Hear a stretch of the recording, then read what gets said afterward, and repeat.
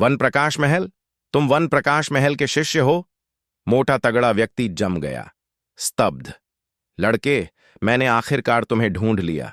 मैं जानता था कि तुम मेरे हाथों मरोगे एक ना एक दिन।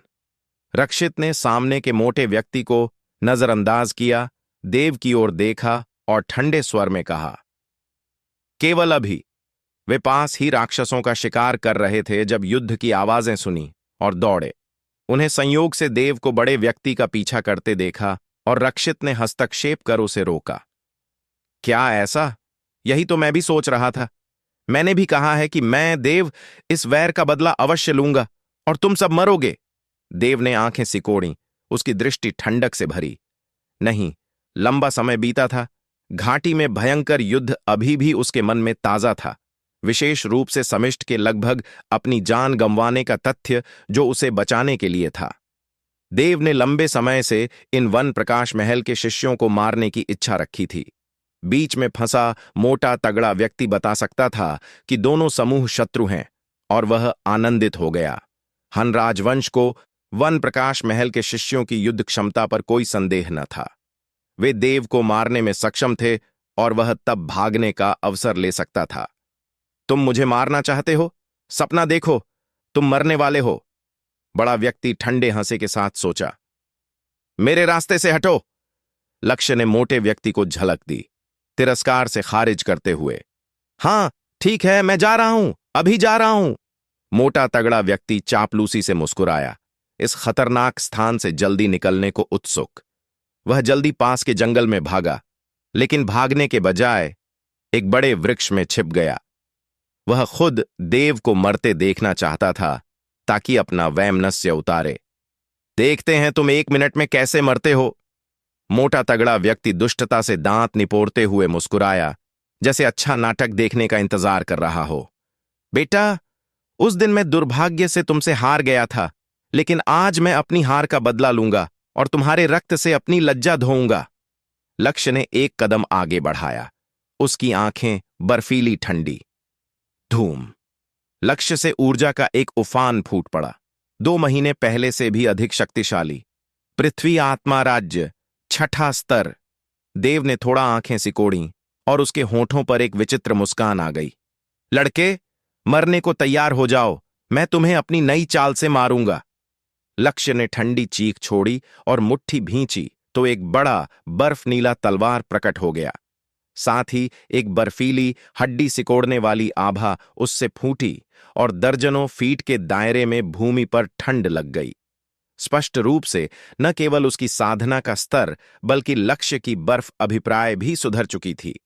अन्य पीछे हटे, दोनों के लड़ने के लिए स्थान बनाते हुए। रक्षित शांत रहा, स्पष्ट रूप से लक्ष्य पर विश्वास रखते हुए। संयोग से मैंने भी एक नई चाल सीखी है। देव हल्के से मुस्कुराया, मुट्ठी भींची और निगल आत्मा तलवार उसके हाथ में प्रकट हो गई। हे, तुम्हारी नई चालें मेरी कैसे तुलना कर सकती हैं? लक्ष्य तिरस्कार से हंसा, उसकी आंखें हत्या की इच्छा से चमकीं। लो, oat forms of frost, rising dragon strike of frost. जैसे ही वह बोलना समाप्त किया, लक्ष्य ने दोनों हाथों से चाकू पकड़ा और अनंत बर्फ ऊर्जा उसके चारों ओर घूमी, बाहर फैलती हुई और बर्फ उड़ाती हुई। फिर यह अचानक चाकू पर संघनित हो गई। एक क्षण में युद्ध चाकू बर्फ चाकू में बदल गया, चकाचौंध करने वाली चमक से चमकता और ठंडक की आभा छोड़ता। काटो! लक्ष्य गरजा और तलवार से नीचे काटा। गर्र! एक गरज के साथ एक विशालकाय ड्रैगन 20 या 30 मीटर लंबा उड़ निकला। ड्रैगन पूरी तरह बर्फ क्रिस्टलों से बना था, पारदर्शी और ठंडी हवा से भरा। हां, यह लड़का मर गया।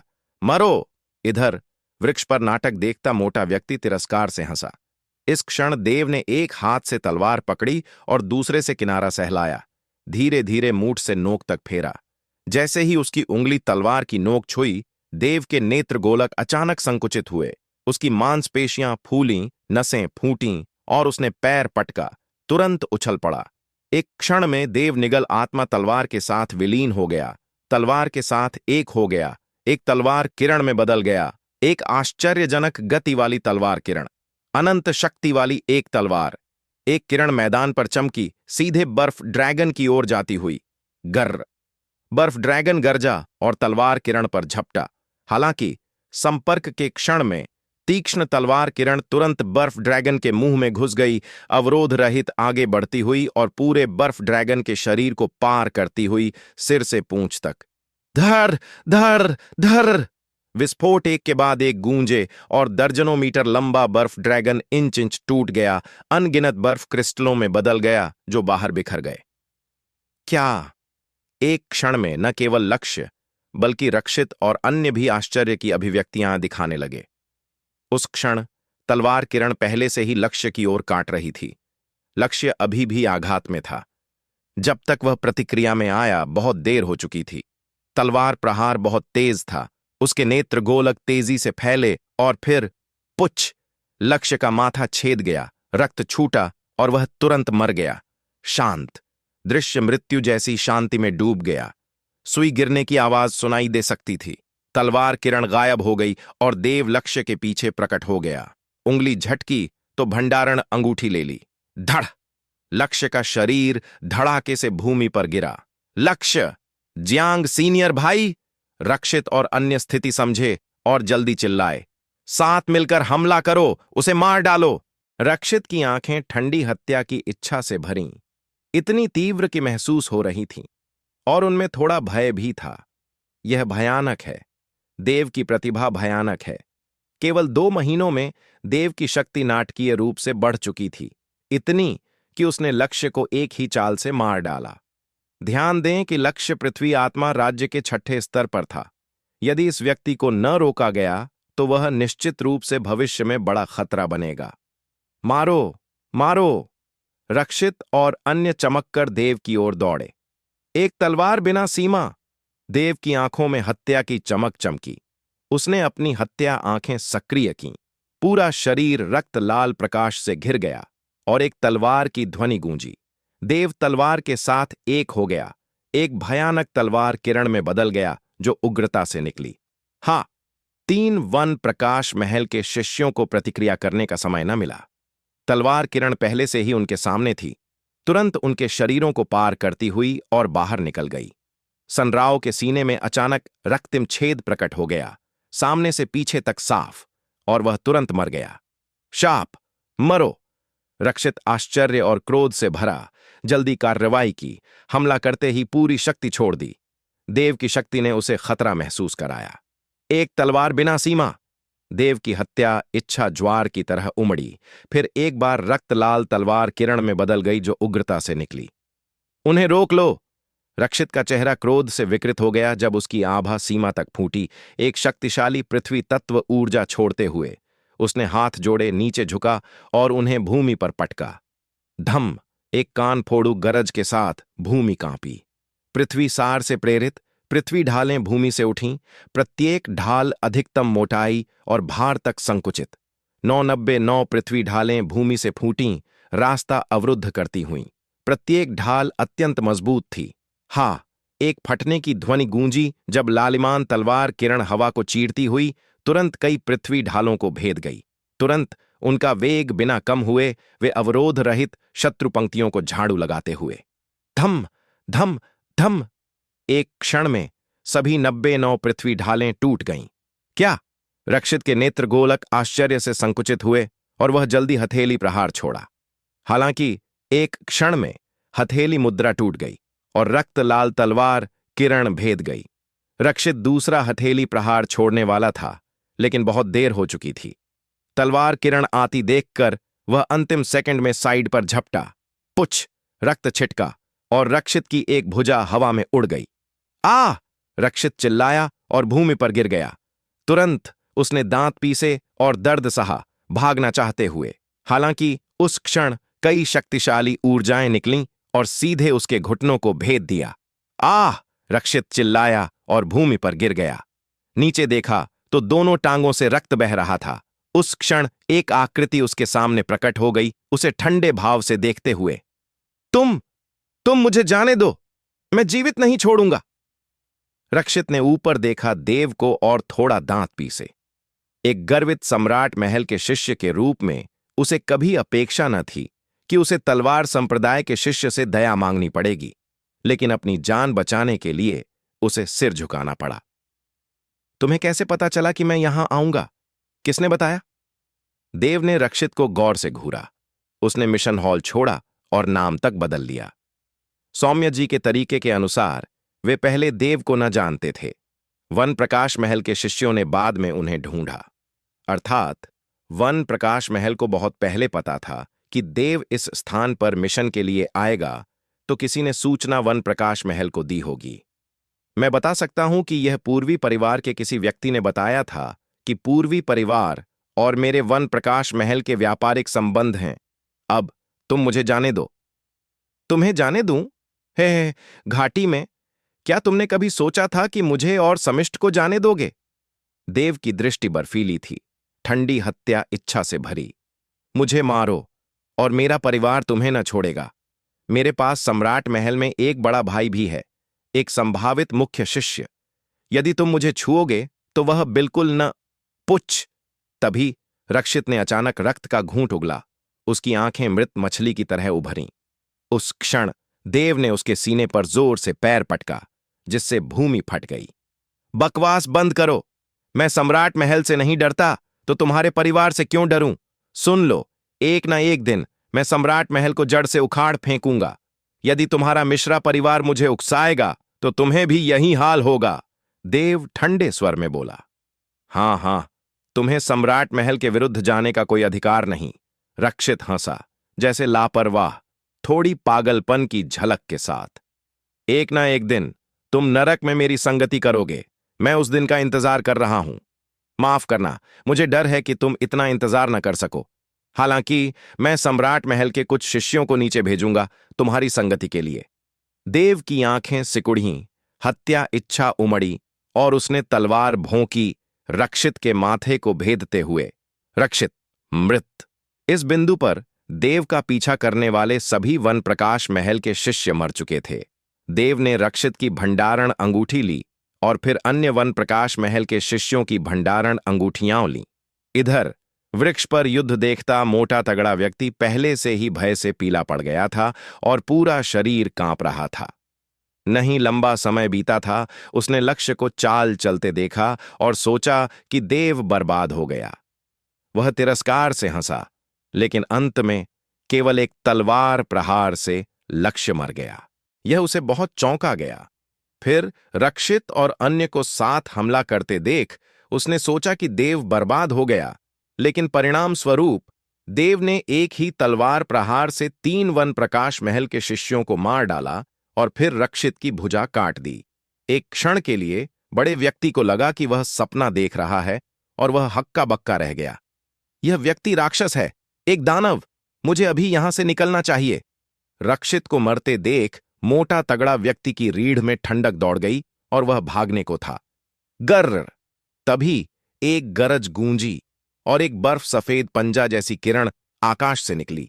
मोटा तगड़ा व्यक्ति प्रतिक्रिया में आने से पहले वह पंजा ऊर्जा से उड़ा दिया गया। भारी धड़ाके से भूमि पर गिरा और रक्त उगला। भागो भागो! बड़ा व्यक्ति भयभीत हो गया। उसने खुद को खींचा और जल्दी भागने की कोशिश की। तभी देव उसके सामने प्रकट हो गया। तुम! मोटा तगड़ा व्यक्ति के नेत्र गोलक अचानक संकुचित हुए, सोचते हुए कि देव ने केवल कुछ तलवार प्रहारों से उन सभी वन प्रकाश महल के शिष्यों का निपटारा किया। वह तुरंत प्रतिरोध की सारी हिम्मत खो बैठा। अचानक बड़े व्यक्ति की आंखें चमकीं और उसने जल्दी कहा, तुम मेरी भंडारण अंगूठी चाहते थे ना? लो, सब ले लो, बस मुझे जाने दो। तुम्हें जाने दूं? हूं? तुम वृक्ष में छिपे थे, मुझे मरते देखने की कोशिश कर रहे थे। क्या सोचा कि मुझे पता न था? कैसा लगा? आश्चर्य, अप्रत्याशित। देव ठंडी मुस्कान पहने, जो बड़े व्यक्ति की नजरों में राक्षस की मुस्कान से कम न थी, रीढ़ में ठंडक भेजती। नहीं नहीं, तुम गलत समझे हो, गलत समझे हो। कृपया मुझे मत मारो, कृपया मत मारो। आह! मोटा तगड़ा व्यक्ति चिल्लाया और अगले क्षण देव ने उसे मार डाला। फिर उसकी भंडारण अंगूठी ली। भंडारण अंगूठी लेकर और अपनी आध्यात्मिक संवेदना से जांचकर देव आनंदित हो गया। वे वास्तव में बर्फ क्रिस्टल हैं और काफी संख्या में। जब देव ने पहली बार इन वज्र कारागार संप्रदाय के शिष्यों से मुलाकात की तो सुना कि उनके पास बर्फ क्रिस्टल है। उस समय देव पर्याप्त मजबूत न था और केवल भाग सका। बर्फ क्रिस्टल पत्थर निगल आत्मा तलवार की छठी स्तर की साधना के लिए दो महत्वपूर्ण सामग्रियों में से एक है। दूसरी अग्नि आत्मा फल है। ये संसाधन मेरे लिए पर्याप्त समय तक चलेंगे। देव ने हाथ लहराया और दर्जनों भंडारण अंगूठियां उसके सामने तैरने लगीं। उनमें से कई वन प्रकाश महल के शिष्यों की थीं और अंदर की संपत्ति निश्चित रूप से पर्याप्त थी। पहले यहां से निकलते हैं और तलवार संप्रदाय लौटकर फिर हिसाब लगाते हैं। मन बना लेने पर देव एक चमक में गायब हो गया। आधा घंटा बाद अचानक स्थान फट गया और दो आकृतियां दरार से बाहर निकलीं। बुजुर्ग पुरुषों में से एक, सफेद बालों वाला और उदास चेहरा, हाथ में एक काला जेड पट्टिका पकड़े जो दरारों से भरा था। वह जल्दी आसपास खोजने लगा। जल्द ही उसने एक लाश खोज ली, रक्षित की लाश। बच्चे! सफेद बालों वाले बुजुर्ग का चेहरा बदल गया और वह जल्दी जाकर सांस और नाड़ी जांचने लगा। उसका चेहरा तुरंत अत्यधिक पीला पड़ गया। छर्र! बुजुर्ग ने अचानक मुट्ठियां भींची, चटकने की आवाज पैदा करते हुए। उसका चेहरा क्रोध से विकृत हो गया, आंखें लगभग रक्त बहाती हुईं जब वह गरजा, कौन? किसने बच्चे को मारा? कौन? गुरु, दूसरे युवा मालिक की आत्मा पट्टिका टूट चुकी है, कृपया शोक स्वीकार करें। उसके पीछे नीले वस्त्रों वाला बुजुर्ग आह भरा। तुरंत उसकी दृष्टि चारों ओर घूमी और पाया कि रक्षित के साथ आए वन प्रकाश महल के शिष्यों की लाशें भी यहां हैं। इसके अलावा दृश्य से स्पष्ट था कि यहां हाल ही में एक बड़ा युद्ध हुआ था। मेरा बच्चा, यह सब मेरी गलती है। मुझे तुम्हें अकेले बाहर न जाने देना चाहिए था। सफेद बालों वाला बुजुर्ग ने रक्षित की लाश उठाई। उसकी आंखें सर्दियों की बर्फ जितनी ठंडी हत्या इच्छा से भरीं। चिंता मत करो, तुम्हारा पिता तुम्हारा बदला लेगा। मैं उन लोगों को भयानक मृत्यु दूंगा जिन्होंने तुम्हें हानि पहुंचाई। बच्चे की अवशेष आत्मा एकत्र करो। सफेद बालों वाला बुजुर्ग ने कुछ कहा और फिर चला गया। हरा वस्त्रों वाला बुजुर्ग ने सिर हिलाया, हाथ पलटा और एक मुट्ठी आकार का स्वर्णिम मोती उसके हथेली में प्रकट हो गया। उसने आध्यात्मिक ऊर्जा डाली और मोती चमक उठा। फिर प्रकाश बहा और सभी दिशाओं में फैला। जल्द ही आत्मा शक्ति की पतली धाराएं इकट्ठी हुईं और मोती में अवशोषित हो गईं। वे रक्षित की आत्मा के अवशेष हैं। व्यक्ति की मृत्यु के बाद मुख्य आत्मा राज्य के दूत द्वारा ले ली जाती है, जबकि अवशेष आत्माएं बिखर जाती हैं और धीरे धीरे समय के साथ विलीन हो जाती हैं। बुजुर्ग आत्मा संग्रह मोती का उपयोग कर इन अवशेष आत्माओं को पुनः एकत्र करता है। अवशेष आत्माओं को इकट्ठा करने के बाद आत्मा संग्रह मोती के प्रभाव से अवशेष आत्माएं कुछ समय बाद धीरे धीरे जुड़कर एक शेष अभिस्मृति बनाती है। इस शेष स्मृति के माध्यम से हम रक्षित की मृत्यु से पहले की घटनाओं के बारे में जान सकते हैं। फिर हम हत्यारे को ढूंढ सकेंगे। हालांकि यह एक स्थान क्षेत्र था। यह अविश्वसनीय रूप से विशाल था। देव ने लगभग 1 घंटा उड़ान भरी इससे पहले कि अंततः वह उस स्थान पर लौटे जहां से आया था और फिर मुख्य हॉल में वापस गया। मुख्य हॉल से बाहर निकलकर और पत्थर शहर की सड़कों पर कदम रखते हुए देव ने विचार में भौहें सिकोड़ीं। रक्षित ने कबूल किया कि पूर्वी परिवार के किसी व्यक्ति ने संदेश लीक किया था कि उसे मिशन पूरा करने के लिए भेजा गया है। पूर्वी परिवार में देव का संघर्ष केवल 2 लोगों से था। पूर्वी झू को पहले ही तलवार संप्रदाय द्वारा दंडित किया जा चुका है और वह पश्चाताप की चट्टान पर कैद है, तो इसका उसके साथ कोई संबंध न होना चाहिए। तो केवल एक व्यक्ति बाकी है, भावेश। पत्थर शहर छोड़ने के बाद देव ने पूरे रास्ते यात्रा की और 3 दिन बाद तलवार संप्रदाय लौट आया। मिशन हॉल के अंदर लोग अभी भी आ जा रहे थे, काफी जीवंत। मुख्य हॉल में प्रवेश करते ही देव उस काउंटर पर गया जहां पहले गया था। काउंटर के पीछे वही बुजुर्ग अभी भी वहां था। उसके सामने एक युवक अपना कार्य सौंप रहा था। यहां 10 सिंह बाघों के राक्षसी क्रिस्टल कोर हैं। युवक ने एक भंडारण अंगूठी निकाली और बुजुर्ग को सौंपी। सिंह बाघ सुनते ही देव का चेहरा बदल गया। सिंह बाघ पृथ्वी आत्मा राज्य के तीसरे स्तर का राक्षसी प्राणी था। इस व्यक्ति ने 10 राक्षसी क्रिस्टल कोर प्राप्त किए तो उसकी युद्ध क्षमता पृथ्वी आत्मा राज्य के चौथे स्तर से ऊपर होनी चाहिए। भंडारण अंगूठी लेकर बुजुर्ग ने जांच की और शांतिपूर्वक कहा, अच्छा है, ठीक 10। प्रत्येक 10,000 निम्न ग्रेड आत्मा क्रिस्टल के लायक, 10 का 1,00,000 लो। फिर बुजुर्ग ने भंडारण अंगूठी युवक को लौटाई, लेकिन इस क्षण भंडारण अंगूठी में अतिरिक्त 1,00,000 आत्मा क्रिस्टल थे। धन्यवाद। युवक ने भंडारण अंगूठी ली और संतुष्ट मुस्कान के साथ चला गया। सीनियर, मैं भी मिशन सौंपना चाहता हूं। देव आगे बढ़ा, हल्के से मुस्कुराया और 2 जेड पत्थर निकाले।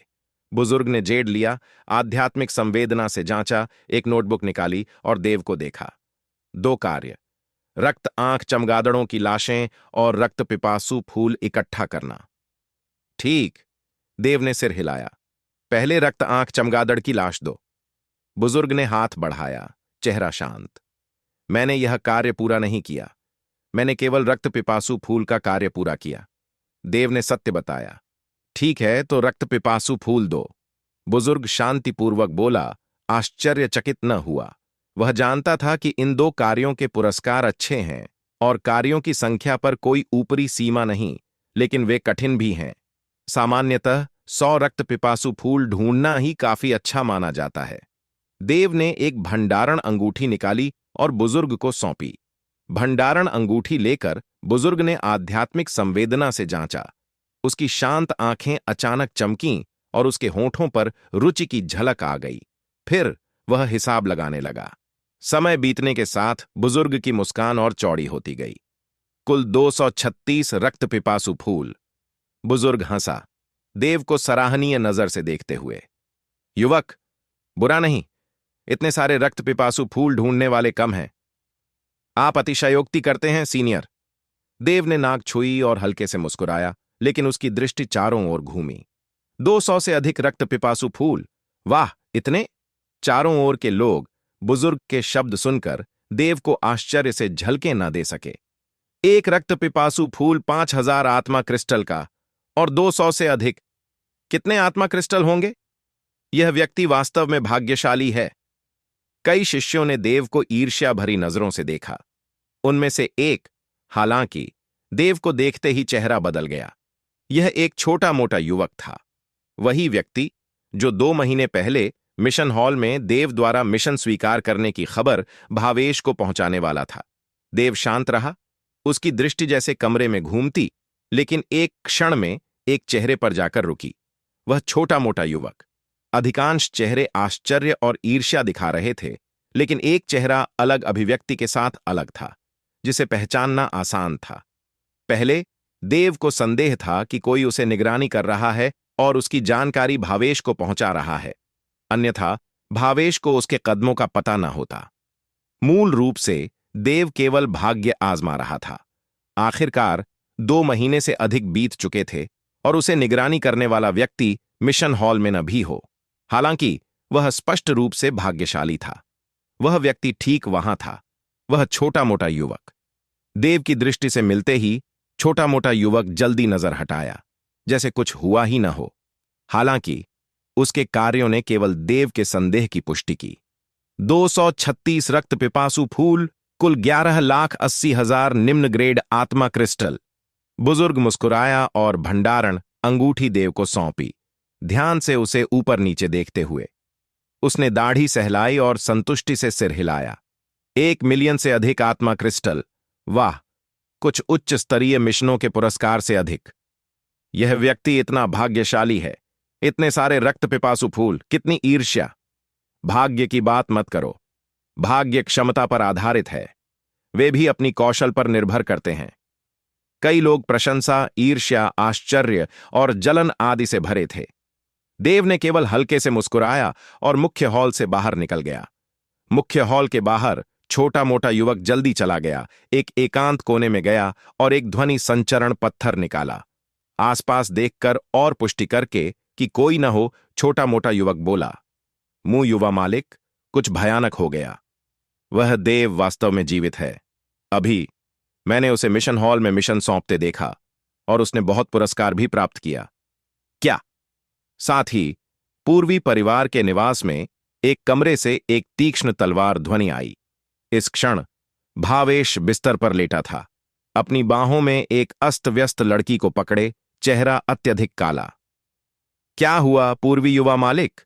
लड़की, जो चौंक कर जागी थी, संदेह से देख रही थी। यहां से निकल जाओ, निकल जाओ! भावेश गरजा और बगल की लड़की को मंच से लात मारी। आह!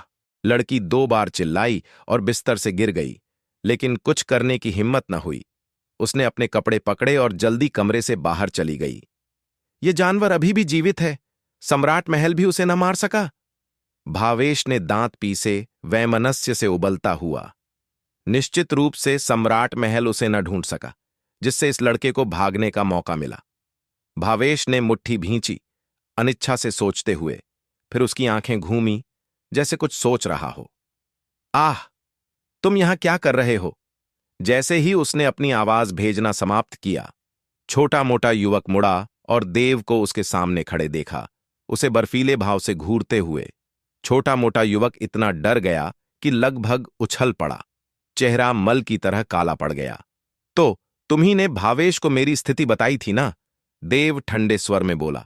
मैं छोटा मोटा युवक के होंठ कांपे और वह असंगत बोलने लगा, इतना डरा हुआ कि एक शब्द न बोल सका। धड़! अगले क्षण वह घुटनों पर गिर पड़ा, देव की टांग पकड़ी और स्नोत और आंसुओं से रोने लगा। मैं गलत था, गलत था। देव भाई, नहीं, देव दादा, देव पूर्वज, कृपया दया करो। मैं वादा करता हूं कि सुधर जाऊंगा और नया जीवन शुरू करूंगा। कृपया मुझे एक मौका दो, कृपया। इससे देव मूक रह गया, पूरी तरह हक्का बक्का। यह व्यक्ति बहुत कायर था। वह बिना हिचकिचाहट के घुटनों पर गिर गया और आंसू और स्नोत बहने लगे। देव वास्तव में उसे इसके लिए प्रशंसा करने लगा। छोटा मोटा युवक उसकी टांग से चिपका, रोता और सिसकियां लेता, जिससे देव असहज महसूस हुआ। उसने 2 बार खांसा और कहा, ठीक है, पहले उठो। यदि तुम मुझे क्षमा कर दोगे तो मैं उठूंगा। छोटा मोटा युवक जाने के बजाय लाड़ करने लगा, देव की टांग से कसकर चिपक कर जाने से इनकार करते हुए। उठ जाओ यहां, तुम्हारा स्नोत मेरी पैंट पर लग गया। देव चिल्लाया और छोटे मोटे युवक को लात मारी। छोटा मोटा युवक खड़ा हुआ, नाक पोंछी और दयनीय स्वर में बोला, देव दादा, कृपया दया करो। मेरी पास 80 वर्षीय मां है, एक मंगेतर और 2 वर्षीय बेटी। यदि मेरे साथ कुछ हुआ तो वे कैसे जीवित रहेंगी? यदि तुम मुझे जाने दो तो अगले जन्म में मैं तुम्हारा सेवक बनूंगा, तुम्हारी कृपा का बदला चुकाने के लिए। अरे बस। देव ने जल्दी हाथ लहराया, छोटे मोटे युवक को घृणा से झलक देते हुए। एक बड़ा व्यक्ति इतनी दयनीयता से विनती करता हुआ उसे सिहरन पैदा कर रहा था। तुम्हारी पत्नी अभी शादीशुदा नहीं तो 2 वर्षीय बेटी कैसे? बकवास बंद करो, मैं तुम्हारे साथ खेल नहीं रहा।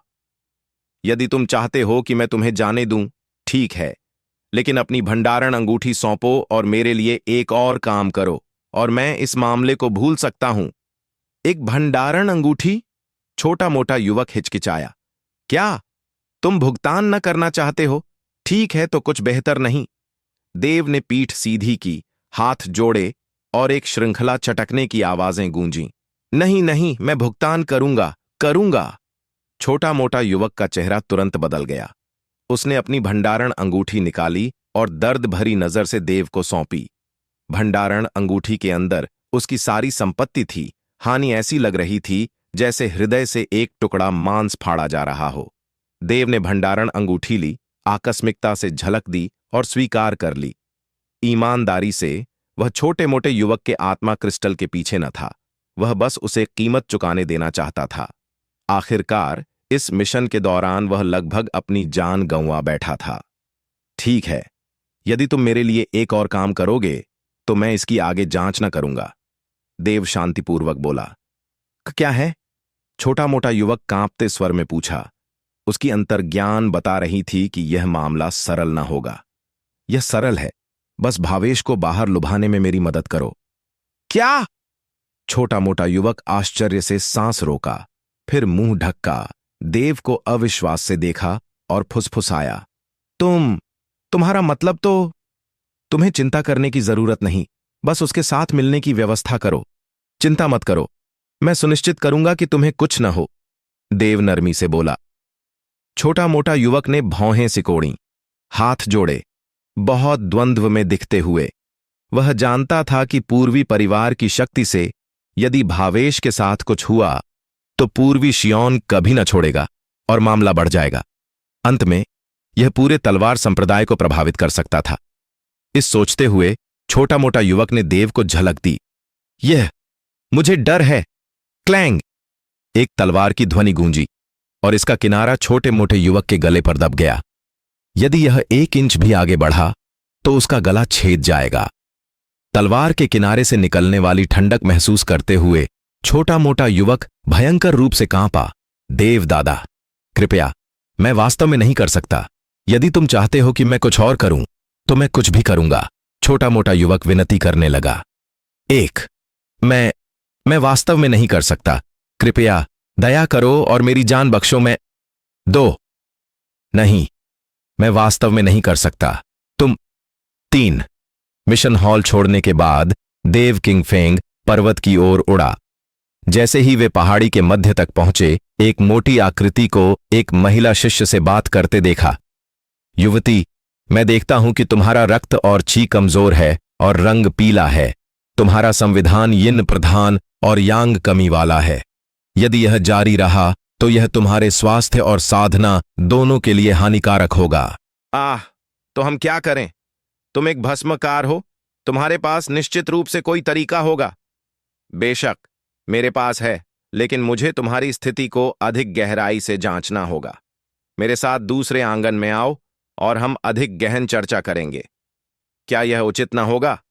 मैं एक लड़की हूं, इसमें क्या बड़ी बात? कोई समस्या नहीं। हम सब योद्धा हैं, सीधे साधे और सम्मानित। डरने की क्या बात?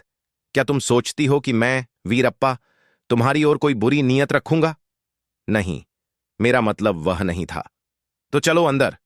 वीरप्पा मुस्कुराया, एक तलवार आकार का जेड टोकन निकाला और आंगन का द्वार खोलने वाला था। अरे फैन! लंबे समय बाद! उस क्षण एक आवाज अचानक गूंजी और एक आकृति वीरप्पा की ओर चली। यह देव था। आवाज सुनकर वीरप्पा एक क्षण रुका, मुड़ा और देव को देखा।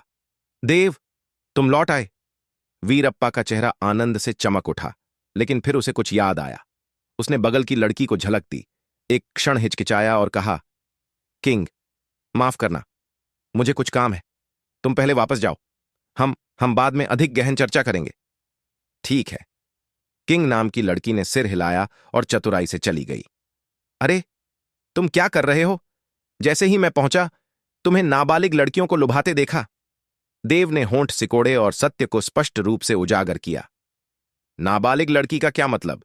वह 19 की है, ठीक? वीरप्पा ने कंधे उचकाए। इसके अलावा क्या तुम सोचते हो कि वह बिना कारण मेरी ओर आएगी? मैं ना अच्छा दिखने वाला हूं, ना लंबा। पिछले 2 सप्ताह में यदि मैंने इस लड़की के लिए बहुत सारी गोलियां, युद्ध कला तकनीकें और कुछ आध्यात्मिक हथियार न खरीदे होते तो वह मेरा ध्यान न लेती। केवल आधे महीने से अधिक में मैंने इस लड़की पर 5 लाख आत्मा क्रिस्टल से कम न खर्च किए। यदि मुझे कुछ लौटाव न मिला तो लगेगा कि हानि हो रही है। मैं इसे प्राप्त करने वाला था, लेकिन तुम्हें सही समय पर आना पड़ा। वीरप्पा ने होंठ सिकोड़े, लेकिन मन ही मन राहत महसूस की। वह देव को सुरक्षित और अक्षत लौटते देखकर बहुत खुश था। चलो शराब पीने चलें, झेनशियुलो में चलें।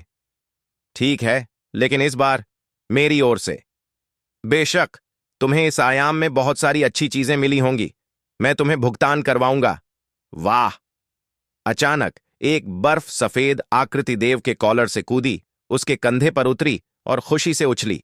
यह व्यक्ति भोजन के समय सबसे उत्सुक होता है। देव मूक रह गया। इसके बाद 2 व्यक्ति और उनका कुत्ता झेन शियुलो रेस्तरां में भोज के लिए गए। भोजन की लागत 3 लाख आत्मा क्रिस्टल से अधिक थी, जो काफी फिजूल खर्ची थी। अधिकांश बाहरी शिष्यों के लिए 3 लाख आत्मा क्रिस्टल एक राज्य तोड़ने के लिए पर्याप्त से अधिक हैं। हालांकि देव के पास वर्तमान में पर्याप्त आत्मा क्रिस्टल है, उसे काफी धनी बनाते हुए, तो वह स्वाभाविक रूप से ऐसी बातों की परवाह न करेगा। भोजन समाप्त करने के बाद दोनों पहाड़ी पथ पर चलते हुए बातें करते रहे। देव, अब जब तुमने मिशन सफलतापूर्वक पूरा कर लिया तो भविष्य के लिए तुम्हारी योजनाएं क्या हैं? वीरप्पा ने पूछा, हाथ में दांत चुनते हुए एक टूथपिक पकड़े। मेरी अन्य योजनाएं क्या हो सकती हैं? इस यात्रा से मुझे बहुत संसाधन मिले। अगला, मैं कुछ समय के लिए एकांतवास में जाऊंगा और साधना सुधारने पर ध्यान दूंगा। देव ने कहा, कंधे पर एक टर्की लेग लटकाए, मुंह तेल से भरा खाते हुए। यह सत्य है, कितने भी संसाधन हों, वे केवल तभी उपयोगी हैं जब उन्हें शक्ति में बदल दिया जाए। वीरप्पा ने सिर हिलाया और देव को देखा। क्या तुम्हें आंतरिक शिष्य मूल्यांकन में भाग लेने की कोई योजना है? आंतरिक शिष्य मूल्यांकन? हां, जैसे ही तुम मूल्यांकन पास करोगे तुम आंतरिक शिष्य बन सकते हो। जब तुम बाहरी संप्रदाय में पहली बार आए, तुम्हारी शक्ति पहले से ही कुछ बाहरी शिष्यों के समान थी। हाल के दिनों में तुम्हारी शक्ति बहुत बढ़ चुकी होगी। तुम्हारी वर्तमान शक्ति से आंतरिक संप्रदाय में प्रवेश की अच्छी संभावना है। वीरप्पा ने सिर हिलाया, फिर जारी रखा। आंतरिक संप्रदाय में प्रवेश न केवल स्थिति ऊंची करता है, बल्कि अधिक महत्वपूर्ण रूप से यह अधिक साधना संसाधन प्राप्त करने की अनुमति देता है। मैंने सुना है कि आंतरिक संप्रदाय में 3 महान खजाना भूमियां हैं: वॉन मैनिफेस्टेशंस गुफा, गुरुत्वाकर्षण टावर और तलवार मंडप। यदि तुम आंतरिक संप्रदाय में प्रवेश कर सको तो इन खजाना भूमियों में साधना कर सकोगे और तुम्हारी साधना और शक्ति निश्चित रूप से बहुत तेजी से सुधरेगी। यह सुनकर देव ने गहराई से सहमति में सिर हिलाया। वास्तव में संप्रदाय में शामिल होने के 2 मुख्य लाभ हैं। पहला, संप्रदाय की प्रतिष्ठा का उपयोग कर स्थिति सुधारना। जब तुम यात्रा करो, लोग हमेशा सम्मान करेंगे। दूसरा, संप्रदायों में स्वाभाविक रूप से प्रचुर साधना संसाधन होते हैं, जैसे तलवार संप्रदाय की 3 खजाना भूमियां। बेशक, इसके अलावा वे संप्रदाय की सुरक्षा भी प्राप्त कर सकते हैं। देव का तलवार संप्रदाय में शामिल होने का प्रारंभिक इरादा अपनी शक्ति सुधारना था। शक्ति सुधारने के लिए उसे पदानुक्रम में चढ़ना पड़ता है। संप्रदाय के अंदर तुम्हारी स्थिति जितनी ऊंची और महत्वपूर्ण, उतना अधिक ध्यान और प्रशिक्षण मिलेगा। इसलिए देव को निश्चित रूप से आंतरिक संप्रदाय जाना चाहिए। वीरप्पा से कुछ देर बात करने के बाद दोनों अलग हो गए और देव अपने आंगन लौट आया। एक रात साधना करने के बाद देव अगले दिन किंगफेंग पर्वत से उड़ गया। कांगजियान शहर से 30 मील दूर एक बांस का जंगल है।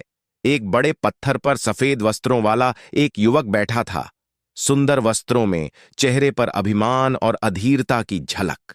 यह सफेद वस्त्रों वाला युवक भावेश ही था। पास ही कई मोटे तगड़े पुरुष सीधे खड़े थे, सतर्कता से आसपास देखते हुए। गोपाल गुई अभी तक क्यों नहीं आया? भावेश ने होंठ सिकोड़े, उदासीनता से पंखा झलते हुए असंतोष से कहा। फूं! अचानक एक फुकारने की आवाज गूंजी। हां! तुरंत बाद एक भेदने वाली ध्वनि बम आई, जब एक तीक्ष्ण चाकू हवा को काटा। युवा मालिक का हृदय!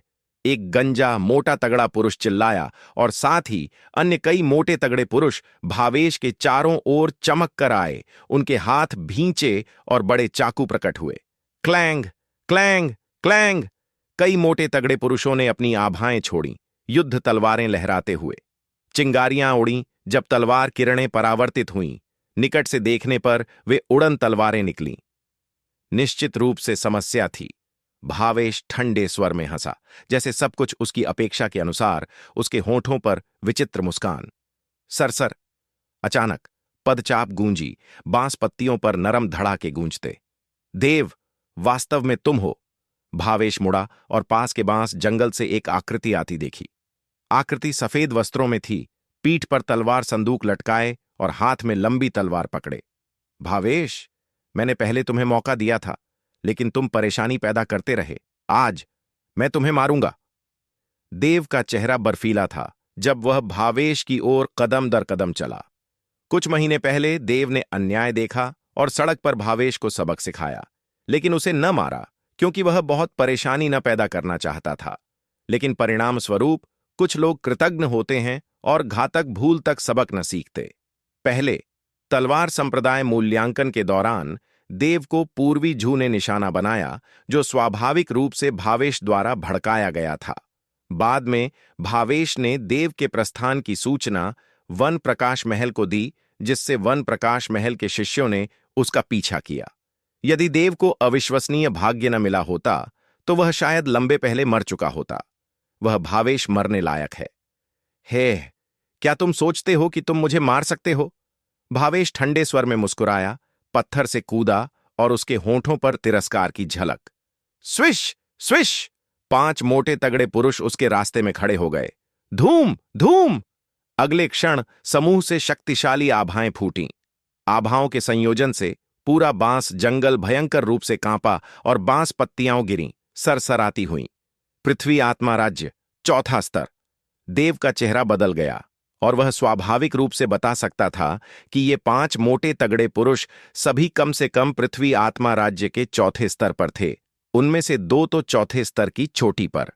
दूसरी ओर भावेश के होंठ घमंडी मुस्कान में मुड़े। वह जानता था कि गोपाल गुई अपनी हिम्मत के साथ कभी अकेले मिलने की हिम्मत न करेगा, विशेष रूप से ऐसे एकांत स्थान पर। कुछ गड़बड़ जरूर है, इसलिए वह आने से पहले इन विशेषज्ञों को साथ लाया। निश्चित रूप से उसकी अनुमान सही था। देव, ये 5 मेरे द्वारा भारी कीमत पर नियुक्त विशेषज्ञ हैं। 5 तलवार मास्टर, सभी पृथ्वी आत्मा राज्य के चौथे स्तर के विशेषज्ञ हैं। मैंने उन पर इतना धन खर्च किया। देव, आज तुम बर्बाद हो। हाँ हाँ हाँ! भावेश जोर से हंसा, अत्यधिक प्रसन्न महसूस करते हुए, लेकिन उसकी आंखों में कपटी चमक। जो कोई भी मेरा भावेश का अपमान करे, मरेगा। कोई अपवाद नहीं। उसे मत मारो, पहले उसकी साधना को अपंग बनाओ। मैं उसे ठीक से यातना दूंगा। भावेश ने ठंडे स्वर में आदेश दिया। कोई समस्या नहीं। मुखिया मोटा तगड़ा पुरुष ने सिर हिलाया, चेहरा तुरंत हत्या इच्छा से भर गया। मैं तुम्हें मौका दे रहा हूं, अभी निकल जाओ या बाद में दूसरा मौका न मिलेगा। देव ने 5 अभिमानी पुरुषों को झलक दी और उदासीनता से बोला, लड़के, इतना अभिमानी मत बनो। मैं एक प्रहार से तुम्हें अपंग बना दूंगा। एक नीले वस्त्रों वाला मोटा पुरुष ठंडी चीख छोड़ी और अगले क्षण वह आगे बढ़ा। नीले वस्त्रों वाले मोटे पुरुष के पूरे शरीर की मांसपेशियां उभरी हुई थीं, उसे लोहे के टावर जैसा दिखाते हुए। वह एक अतुलनीय शक्तिशाली आभा छोड़ रहा था। प्रत्येक कदम के साथ भूमि फट जाती और पूरा बांस जंगल डोलता। दौड़ते हुए नीले वस्त्रों वाले पुरुष का वेग और मजबूत होता गया। जब वह देव से कुछ फीट दूर था, उसका वेग चोटी पर पहुंच गया। उसने दोनों हाथों से चाकू पकड़ा, आभा फूटी और फिर उग्र प्रहार से नीचे काटा। हा! एक तीक्ष्ण चाकू किरण हवा को काटी, जैसे स्थान स्वयं चीरा गया हो। देव, मरो! हाँ हाँ हूं। एक और भावेश तिरस्कार से हंसा, देव के एक प्रहार से अपंग होने का क्षण प्रत्याशित करते हुए। अगले क्षण उसकी हंसी अचानक रुक गई। देव बिना जल्दबाजी के शांतिपूर्वक चलता रहा। नीले वस्त्रों वाले विशालकाय को अपनी ओर आते देख उसने एक मुट्ठी फेंकी, विशालकाय वानर मुट्ठी। लेकिन देव ने केवल अपनी शक्ति का 2/10वां हिस्सा उपयोग किया।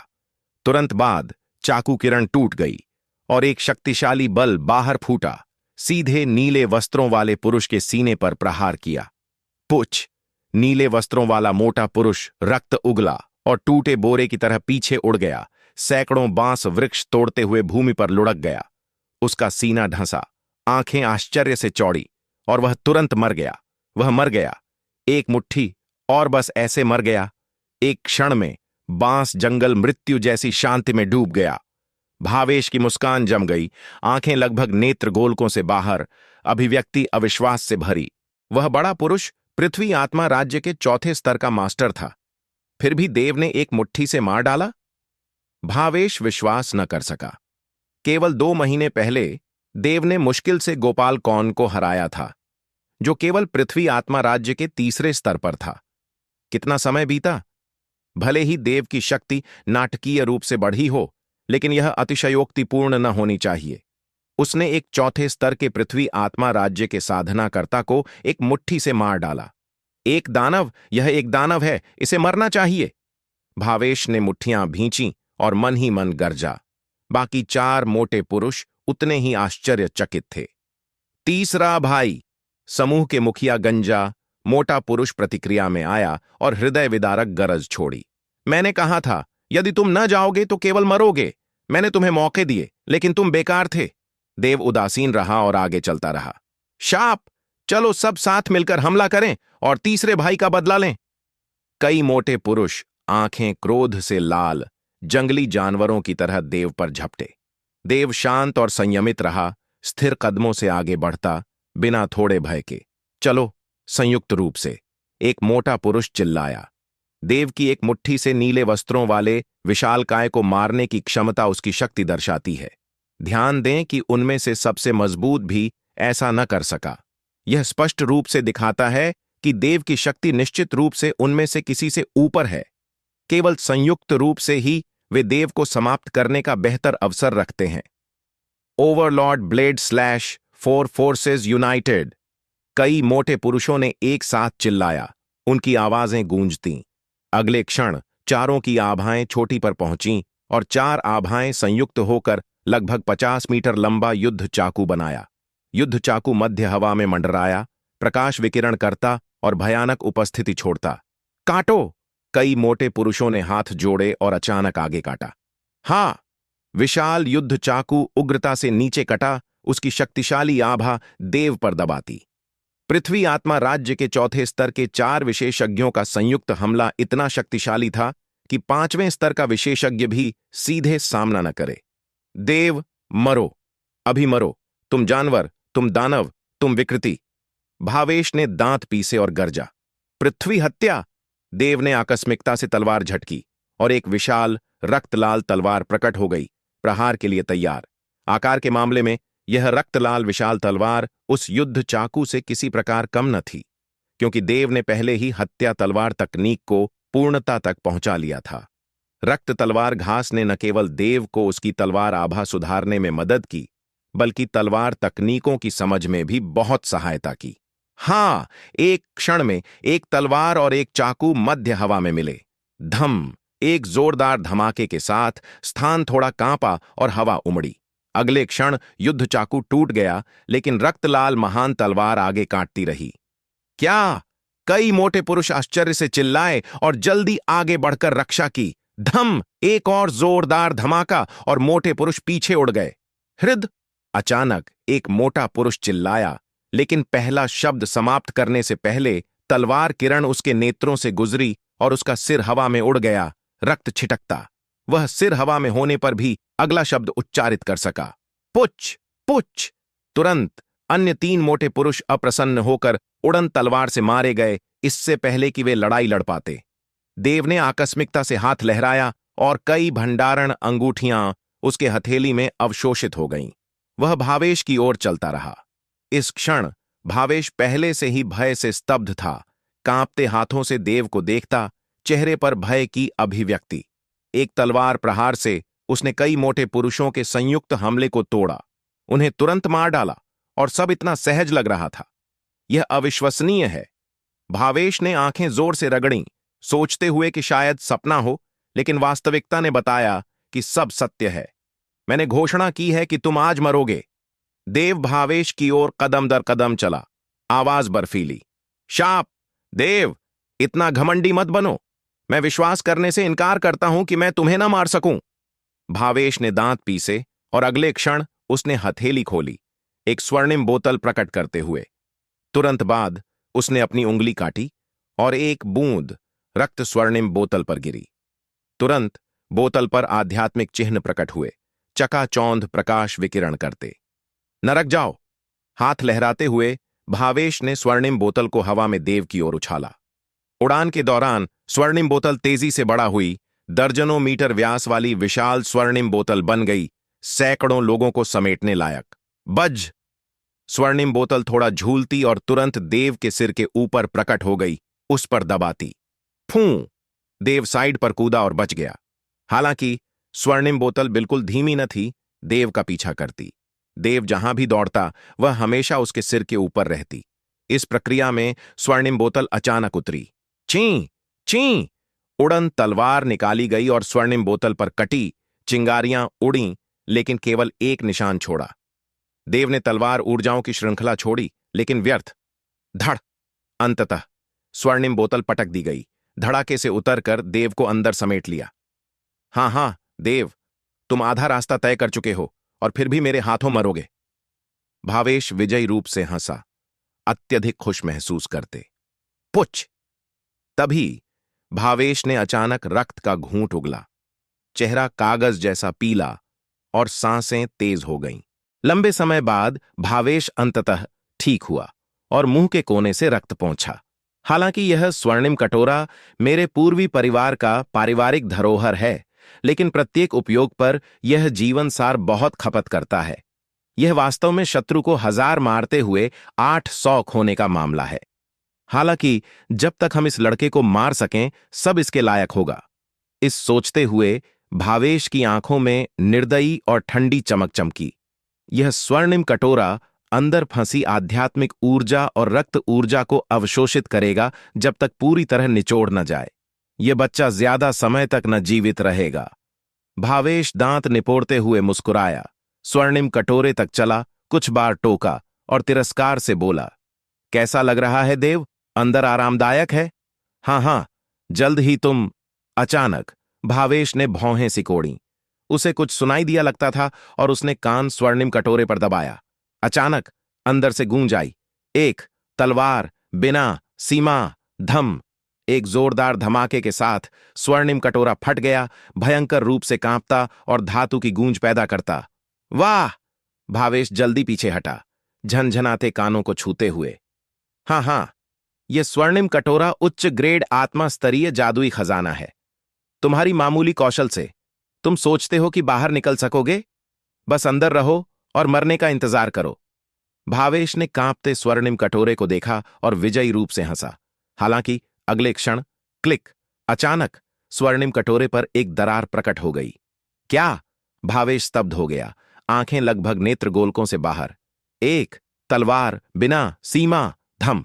एक जोरदार धमाके के साथ दरार अचानक चौड़ी हुई और बाहर फैली, अंततः स्वर्णिम कटोरे के अधिकांश को कवर करती। वाह! मजाक कर रहे हो? यह अविश्वसनीय है। स्थिति समझते ही भावेश अभिशाप न रोक सका। धड़ धड़ धड़ विस्फोट जारी रहे। दरारें धीरे धीरे चौड़ी हुईं और पूरा स्वर्णिम कटोरा और अधिक उग्रता से कांपा। तुम जानवर, तुम दानव, मैं तुम्हें इससे न बचने दूंगा। भावेश गर्जा, आश्चर्य और क्रोध से भरा और भागने को मुड़ा। विशालकाय वानर मुट्ठी, धूम। एक जोरदार धमाके के साथ विशाल स्वर्णिम कटोरा टूट गया और सभी दिशाओं में स्वर्णिम टुकड़ों में बिखर गया। चलो! एक आकृति तेजी से उड़ी।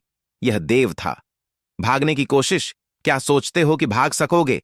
देव ने हवा पर टोका। उसकी आकृति तुरंत सैकड़ों फीट पार कर गई और कुछ सांसों में भावेश को पकड़ लिया। बचाओ! बचाओ!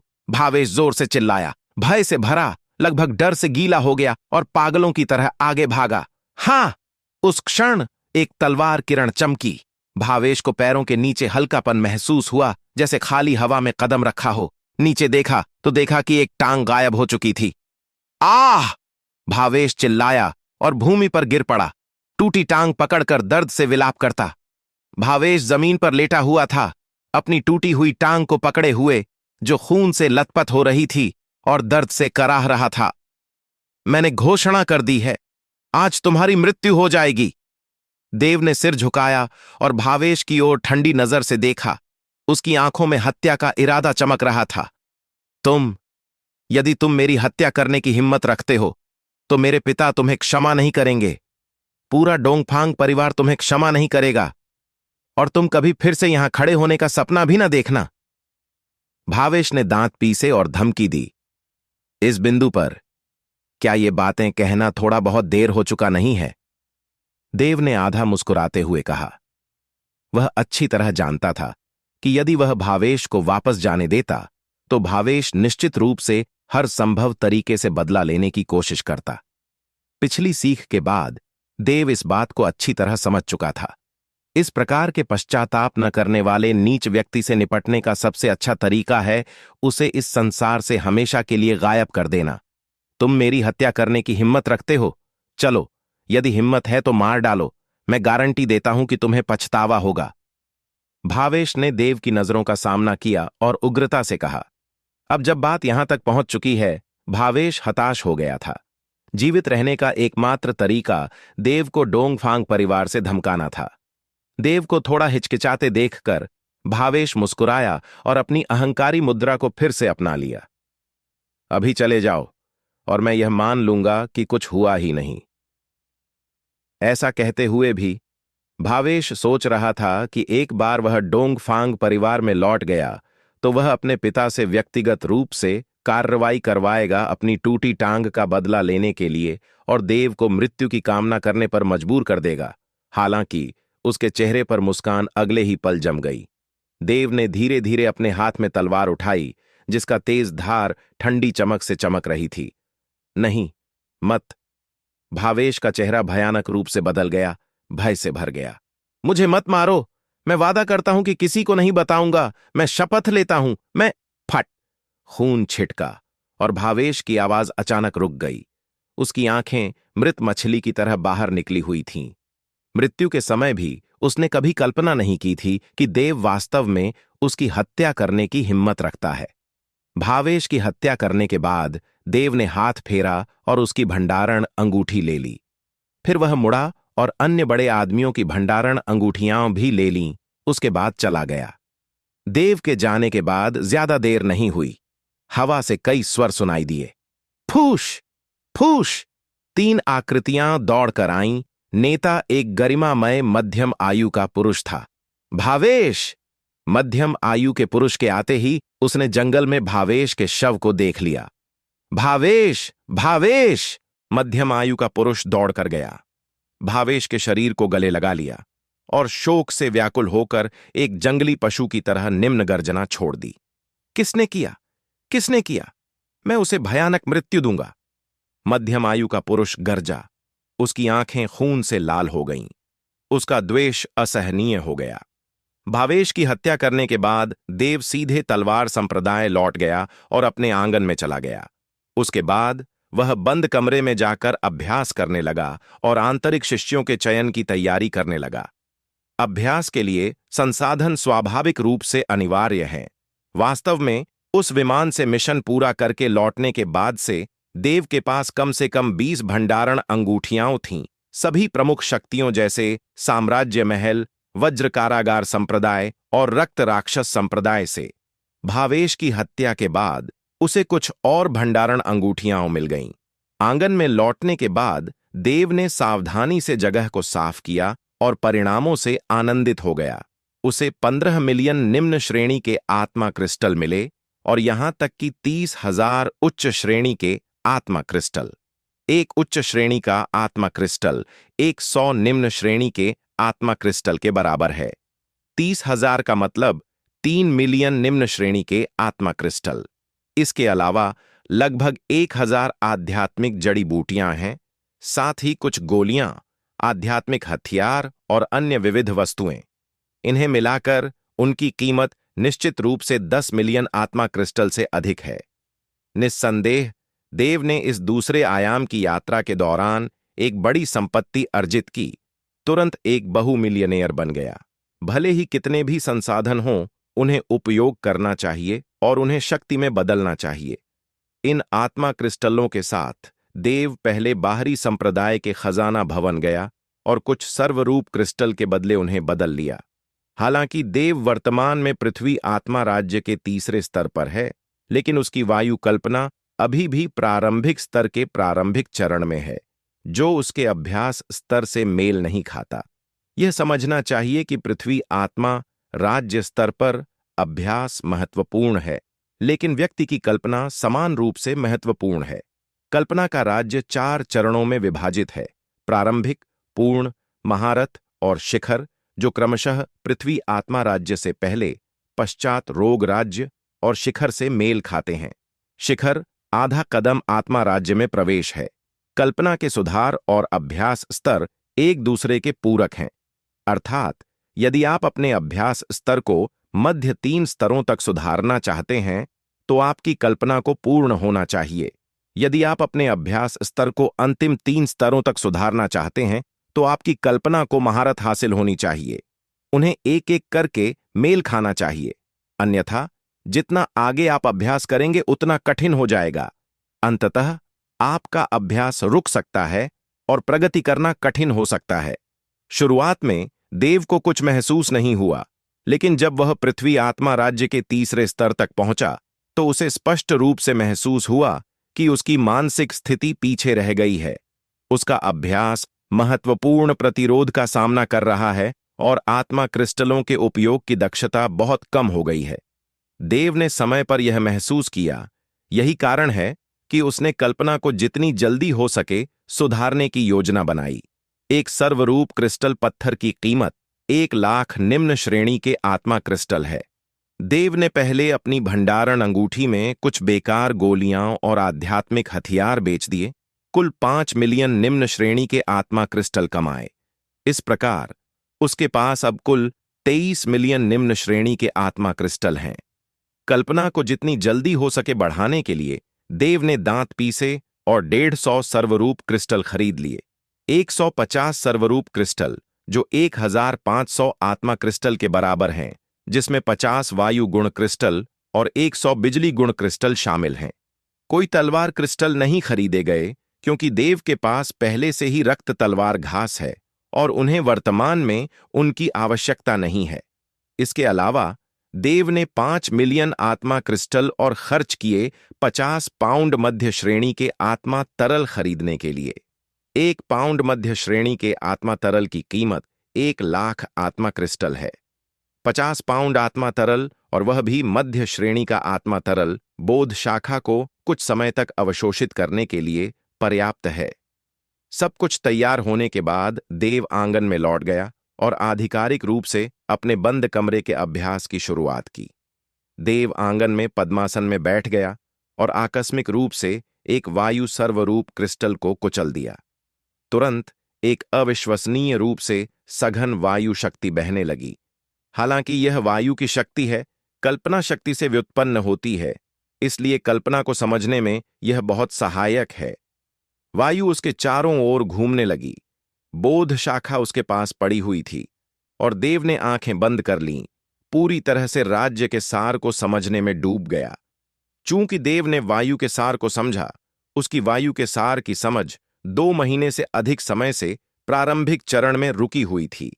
निश्चित रूप से इस समय के दौरान देव बोध शाखा का उपयोग करके वायु की कल्पना को समझ रहा था। हालांकि उसकी गति पहले से ही साधारण लोगों से कई गुना तेज थी, लेकिन सर्वरूप क्रिस्टल के बिना थोड़े समय में सफलता प्राप्त करना अभी भी कठिन था। हालांकि 2 महीने से अधिक समय बाद वायु की कल्पना प्रारंभिक चरण के शिखर तक पहुंच गई और मध्य चरण से दूर नहीं थी। सर्वरूप क्रिस्टल और बोध शाखा की सहायता से 7 दिनों के बाद और 10 सर्वरूप क्रिस्टल खपत करने के बाद देव की वायु कल्पना अंततः सफल हुई और निर्माण राज्य के मध्य चरण तक पहुंच गई। देव को स्पष्ट रूप से महसूस हुआ कि वायुसार पर उसका नियंत्रण और आगे सुधर गया, जिससे वायुसार को समझना आसान हो गया। आंख की झपकते ही 1 महीना बीत गया। बोध शाखा के प्रभाव के तहत देव की सर्वरूप क्रिस्टल की खपत अत्यंत तीव्र थी। केवल 1 महीने में उसने सभी 50 वायु सर्वरूप क्रिस्टल समाप्त कर दिए। देव की वायु कल्पना पूर्ण राज्य के मध्य चरण के शिखर तक पहुंच गई, महान पूर्ण राज्य से दूर नहीं। वायु की शक्ति अब भी बाधा पर पहुंच चुकी है। यदि हम इसे और सुधारना चाहते हैं तो साधारण सर्वरूप क्रिस्टल शायद थोड़े ही उपयोगी होंगे, देव ने विचार किया। इस स्थिति में कुंजी है बिजली की कल्पना को जितनी जल्दी हो सके समझना। मन बना लेने के बाद देव ने हाथ फेरा और 100 से अधिक बिजली सर्वरूप क्रिस्टल प्रकट हो गए। देव ने 100 बिजली सर्वरूप क्रिस्टल खरीदे थे, लेकिन उसकी भंडारण अंगूठियों में भी कुछ सर्वरूप क्रिस्टल थे, इसलिए वास्तव में देव के पास 100 से अधिक बिजली सर्वरूप क्रिस्टल थे। इसके बाद अनंत अभ्यास शुरू हुआ। 10 दिनों बाद 15 सर्वरूप क्रिस्टल खपत करने के बाद एक बिजली कल्पना चिन्ह बन गया। 1 महीने बाद और 50 सर्वरूप क्रिस्टल खपत करने के बाद बिजली कल्पना मध्य चरण के शिखर तक पहुंच गई। बिना किसी को पता चले देव बंद कमरे में 2 महीने से अधिक समय से था और उसकी वायु कल्पना और बिजली कल्पना दोनों में महत्वपूर्ण सुधार हुआ, जिससे उसकी समग्र शक्ति में पर्याप्त वृद्धि हुई। वायु और बिजली कल्पनाओं की सफलताओं ने सीधे विशालकाय वानर मुट्ठी को छठे स्तर के पूर्णता तक पहुंचा दिया, जिससे इसकी शक्ति बहुत बढ़ गई। हालांकि देव का अभ्यास स्तर अभी भी पृथ्वी आत्मा राज्य के तीसरे स्तर पर है, लेकिन वर्तमान युद्ध शक्ति के साथ वह आसानी से पृथ्वी आत्मा राज्य के छठे स्तर के साधारण लोगों को मार सकता है। अभी भी लगभग 50 बिजली सर्वरूप क्रिस्टल अप्रयुक्त बचे हुए थे, लेकिन देव ने उन्हें और सुधारने का इरादा नहीं किया। ऐसा इसलिए क्योंकि इस अवधि में उसकी बिजली कल्पना बहुत तेजी से सुधरी थी और उसे परिचित होने और महारत हासिल करने के लिए समय बिताना आवश्यक था। अंधाधुंध सुधार करना विपरीत प्रभाव डाल सकता था, इसलिए देव ने अलगाव छोड़ दिया। एक तेज छलांग के साथ वह शिखर की ओर गया। वीरप्पा का आंगन ठीक वहीं था। जल्द ही देव ने शिखर पर एक सुंदर आंगन देखा। शिखर का क्षेत्र छोटा है, इसलिए केवल एक आंगन है। जैसे ही देव उड़ने वाला था, उसी पल धमाक, आंगन से एक जोरदार विस्फोट गूंजा और एक काला धुआं का गुब्बार ऊपर उठा, जो एक संकेत अग्नि की तरह था। तुरंत उसके बाद पूरा आंगन काले धुएं से भर गया, जो एक अव्यवस्थित और धुंधला वातावरण बना दिया। हे भगवान! खांसी खांसी! उसी पल एक मोटा आकृति धुएं से बाहर फूटी। फैन! देव ने आश्चर्य से उस आकृति को देखा जो बाहर दौड़ रही थी। वीरप्पा कोयले के ढेर से बाहर निकले जैसे था। उसके बाल खड़े हो गए थे और एक अव्यवस्थित मुर्गी के घोंसले जैसे लग रहे थे। वह बिखरा हुआ और अत्यंत दयनीय दिख रहा था। खांसी खांसी! ओह प्रिय, मैं अंततः बच गया। वीरप्पा आंगन से बाहर दौड़ गया, जमीन पर गिर पड़ा, भारी सांस लेते हुए, जैसे वह किसी विपत्ति से बच गया हो। फैन, क्या हुआ? देव ने कदम बढ़ाया और वीरप्पा के पास उड़ गया। देव! वीरप्पा ने देव को देखकर थोड़ा चौंका, फिर सिर हिलाया और मुस्कुराया, चेहरे से मैल पोंछते हुए। क्षमा करना कि तुम्हें यह देखना पड़ा। मैं गोलियां शुद्ध करते समय अनजाने में भट्टी को फोड़ दिया, लेकिन भाग्यवश मैं तेज दौड़ा। वीरप्पा ने सांस लेते हुए कहा। मोटा वांग, फिर से विस्फोट? हर महीने कुछ बार होता है। ये काफी रोमांचक है। पहाड़ी की छोटी से एक आवाज हंसी। इस पल कई आकृतियां आंगन से बाहर निकलीं और पहाड़ी के शिखर पर विभिन्न स्थानों पर खड़ी हो गईं, वीरप्पा की ओर देखते हुए। हालांकि इन लोगों के चेहरों पर सभी मुस्कान थी और वे बहुत आश्चर्यचकित नहीं लग रहे थे। स्पष्ट रूप से इस प्रकार की घटना अक्सर होती है और वे इसके आदी हो चुके हैं। तुम ठीक तो हो? मेरे पास कुछ गोलियां हैं, क्या तुम उधार ले सकते हो? कैसे हो कि मैं डॉक्टर को बुला लूं और तुम्हें देखने के लिए? वहां मिट्टी है। सब ठीक है, सब। अब वापस जाओ। मैं ठीक हूं। आराम करने के बाद ठीक हो जाऊंगा। आप सभी की चिंता के लिए धन्यवाद। वीरप्पा ने हाथ जोड़े और अभिवादन किया। पहाड़ी के नीचे कुछ शिष्य, देखकर कि वीरप्पा को कोई हानि नहीं हुई, एक एक करके बिखर गए अपने कार्यों के लिए। क्या? तुम्हारा आंगन 2 महीने से अधिक समय से बंद था। आज क्या बात है? वीरप्पा ने देव की ओर देखा और मुस्कुराया। मैंने अभी अपना बंद कमरा समाप्त किया और तुम्हें देखने आया, लेकिन मुझे उम्मीद नहीं थी कि इतनी विपत्ति का साक्षी बनूं। देव ने मजाक किया। आह, शुद्धिकर्ता, वैसा ही होता है। भट्टी विस्फोट साधारण बात है। तुम आदी हो जाओगे। ओह हां, यह तुम्हारे लिए है। फिर वीरप्पा ने अपनी भंडारण अंगूठी से 5 लाल गोलियां निकालीं। यह क्या है? रक्तवायु गोली। मैंने तुम्हें कुछ महीने पहले दूसरे आयाम में वादा किया था कि यदि मैं इसे शुद्ध कर सकूं तो तुम्हें दूंगा। कृपया स्वीकार करो। वीरप्पा मुस्कुराया। उसने कुल 15 रक्तवायु गोलियां शुद्ध कीं और उनमें से 5 निकालीं, जो कुल का 1/3 है। बाकी 5 में से मैंने 5 अपने लिए रखे और अन्य 5 बेच दिए। वीरप्पा को कोई आपत्ति नहीं थी। वह जानता था कि देव ने इन रक्तवायु गोलियों को शुद्ध करने में महत्वपूर्ण भूमिका निभाई थी, विशेष रूप से रक्त ज्वाला फलों के साथ। तो मैं औपचारिकता नहीं निभाऊंगा। देव मुस्कुराया और रक्तवायु गोली स्वीकार कर ली। रक्त और वायु गोली 4थी श्रेणी का औषधि रक्त और वायु को पोषण देने और शारीरिक शरीर को मजबूत करने के लिए उत्कृष्ट है। हालांकि चूंकि रक्त वायु गोली शुद्ध करने के लिए सामग्री अत्यंत दुर्लभ है, वे अक्सर अमूल्य और उपलब्ध नहीं होती। इसलिए हालांकि यह चौथी श्रेणी की गोली है, लेकिन इसकी कीमत कुछ 5वीं श्रेणी की गोलियों के बराबर है। वीरप्पा की चौथी श्रेणी की गोलियां शुद्ध करने की क्षमता दर्शाती है कि वह कम से कम चौथी श्रेणी का शुद्धिकर्ता है या इससे अधिक, क्योंकि कुछ 5वीं श्रेणी के शुद्धिकर्ता भी रक्त वायु गोली सफलतापूर्वक शुद्ध नहीं कर पाते। तो तुम्हारी अगली योजनाएं क्या हैं? वीरप्पा ने पूछा। मैं आंतरिक शिष्य मूल्यांकन में भाग लेने की योजना बना रहा हूं, देव ने कहा। वीरप्पा ने सिर हिलाया। आंतरिक शिष्य परीक्षा तक आधा महीना बाकी है। तुम्हारी शक्ति के साथ परीक्षा उत्तीर्ण करने की बहुत अच्छी संभावना है। हालांकि मैंने सुना है कि इस आंतरिक संप्रदाय मूल्यांकन की सामग्री पिछले से थोड़ी भिन्न है। मुझे विवरण नहीं पता, लेकिन तुम्हारे लिए यह बड़ी समस्या नहीं होनी चाहिए। तो मैं तुम्हारे शुभ शब्दों को स्वीकार करता हूं। देव हल्के से मुस्कुराया। ओह प्रिय फैन, तुम कैसे हो? तुम ठीक तो हो? उसी पल एक मधुर और आकर्षक आवाज गूंजी। अगले पल एक हरी पोशाक वाली लड़की उड़कर आई और वीरप्पा के पास उतरी, चिंता से उसे देखते हुए। यह? देव चौंक गया। उसने लड़की को देखा और महसूस किया कि यह लड़की 2 महीने पहले वाली लड़की नहीं है। शियांग, मैं ठीक हूं, चिंता मत करो।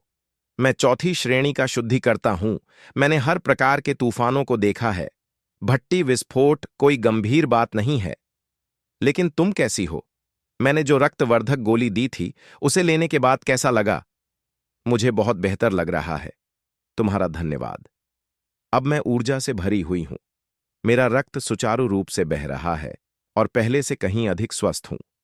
लड़की ने मधुरता से मुस्कुराया, वीरप्पा की बाहों में सिमट गई और प्रशंसा से उसे देखा। ठीक है, यह अच्छा है। वीरप्पा ने आकस्मिक रूप से अपना हाथ लड़की के कंधे पर रखा और हंसा। तो हम अंदर जाकर एक गहन चर्चा करें? उफ, तुम फिर से मुझे सताना चाहते हो। लेकिन इस स्थिति में मैं तुम्हारे आंगन में कैसे जाऊं? कोई बात नहीं, मैं जल्दी साफ कर दूंगा।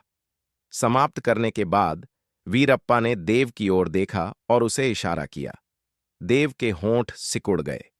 यह मोटा व्यक्ति, ऐसा लगता है, न केवल शुद्धिकरण में कुशल है, बल्कि लड़कियों को लुभाने में भी काफी निपुण है।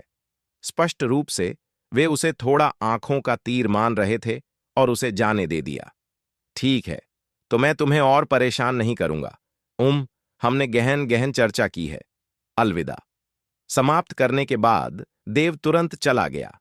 वापसी के रास्ते में देव ने आंतरिक संप्रदाय परीक्षा के बारे में पूछताछ की। वीरप्पा की तरह कई लोगों को महसूस हुआ कि यह आंतरिक संप्रदाय परीक्षा पिछली चयन प्रक्रियाओं से भिन्न है, लेकिन किसी को भी सटीक रूप नहीं पता था। देव ने इसके बारे में सोचना बंद कर दिया और सोचा कि चीजें खुद ही सुलझ जाएंगी। आंगन में लौटने के बाद उसने अपना अभ्यास फिर से शुरू किया। इस बार देव ने अपना अभ्यास स्तर या कल्पना को सुधारने का इरादा नहीं किया, बल्कि मार्शल आर्ट तकनीकों पर ध्यान केंद्रित किया। हत्या तलवार तकनीक, पृथ्वी प्रहार अपूर्ण है। अगला चाल, जिसका नाम हत्या है, हत्या तलवार तकनीक का सबसे मजबूत प्रहार है। इस चाल के कोई स्तर नहीं है। एक बार जब आप इसे सीख लेते हैं, तो आप इसकी पूर्ण शक्ति को मुक्त कर देंगे। हालांकि उच्च श्रेणी के पृथ्वी रैंक मार्शल कौशल का सबसे मजबूत प्रहार होने के नाते इस चाल की कठिनाई स्वयं स्पष्ट है। हालांकि हत्या की आंख रखने वाले देव को इस प्रकार की हत्या मार्शल आर्ट का अभ्यास करने में अद्वितीय लाभ है और जल्द ही देव ने अभ्यास शुरू किया। आंख की झपकते ही 1 दशक से अधिक समय बीत गया। आंगन के अंदर देव ने अपनी ऊर्जा एकत्र की और मन को केंद्रित किया। उसकी आंखें अचानक खुलीं और उसके शरीर से एक रक्त लाल प्रकाश का विस्फोट हुआ, जो जल्दी से एक युद्ध तलवार में संघनित हो गया। हत्या! देव ने आगे इशारा किया। चिल्लाहट! आकाश से एक चीर देने वाली चीख गूंजी। उसके बाद एक रक्तलाल प्रकाश की किरण उल्का की तरह गिरी। रक्तलाल प्रकाश अत्यंत तेज गति से चला और धुंधला रूप से दिखाई दे रहा था कि यह एक रक्तलाल लंबी तलवार थी। जैसे ही लंबी तलवार गिरी, हवा ही विस्फोट हो गई। धमाक! जोरदार धमाके के साथ रक्तलाल प्रकाश ने आंगन के बाहर प्रकाश पर्दा मारा, जिससे प्रकाश पर्दा हिंसक रूप से कांप गया, इससे पहले कि रक्तलाल प्रकाश विलीन हो गया। मैंने अंततः इस चाल की मूल बातें समझ ली हैं, लेकिन इसकी शक्ति केवल लगभग 30% है। देव ने थोड़ी देर सोचा, ऐसा लगता है कि थोड़ा असंतुष्ट था। वास्तव में देव ने केवल दर्जन भर वर्षों में एक उच्च श्रेणी के पृथ्वी रैंक मार्शल कौशल को इस स्तर तक अभ्यास किया। यदि अन्य जानते तो वे निश्चित रूप से अत्यंत ईर्ष्या करेंगे। एक साधारण व्यक्ति के लिए इस स्तर तक पहुंचने में कई महीने या यहां तक कि कई वर्ष लगेंगे।